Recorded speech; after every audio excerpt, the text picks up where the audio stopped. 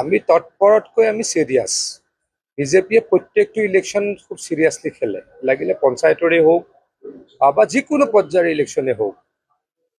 আমি জিকিম বুলি ইলেকশ্যন খেলোঁ, এইবাৰ জিকিম বুলি ইলেকশ্যন খেলিম।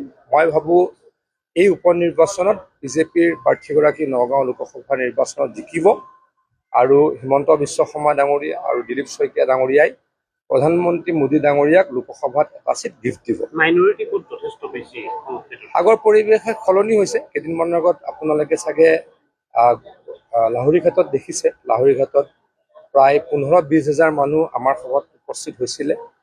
কংগ্ৰেছ দলৰ 3গৰাকী জিলা পৰিষদৰ সদস্য আছিল। 3গৰাকীয়ে কংগ্ৰেছ দল ত্যাগ কৰিছে, আমাৰ দলত যোগদান কৰিছে। পঞ্চায়তৰ কংগ্ৰেছ দলৰ বহু সভাপতি, সভানেত্ৰী, আঞ্চলিক পঞ্চায়তৰ সদস্যা, পঞ্চায়তৰ মেম্বাৰ প্ৰায় 250ই আমাৰ দলত যোগদান কৰিছে। গতিকে আমি ভাবোঁ যে আমাৰ সংগঠনৰ শক্তি লাহৰীঘাটত, ঢিঙত, ৰূপহীত, চামগুৰিত বৃদ্ধি হৈছে আৰু আমি জয়লাভ কৰিম। গৌৰৱ গগৈয়ে কৈছে যে 24 আৰু 19ত যি পৰিৱেশ আছিল, বিজেপি এইবিলাক মিটিং কৰি লাভ নাই, হাৰিবই। গৌৰৱ গগৈ ডাঙৰীয়াই নিজে কিয় ইমান বেয়াকৈ ইলেকশ্যনত হাৰিছিল সেইটো প্ৰথমে এনালাইচিছ কৰক।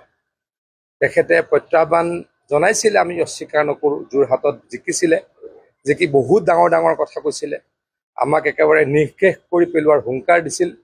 কিন্তু নিজে কিয় 22,000 ভোটৰ ব্যৱধানত হাৰিলে যোৰহাট সমষ্টিত, তাৰ ইণ্ট্ৰস্পেকশ্যন কৰক, চিন্তা কৰক, তাৰ পাছত আমাৰ ওপৰত কথা ক'ব। বৰপেটাৰ গোবিন্দপুৰ ৰিজাৰ্ভ আৰু সৰ্থেবাৰী ৰাজদীপ বাইলুং বৰুৱাই নিজে গৈ তাত নমীন অনুসন্ধান এটা কৰিছিল।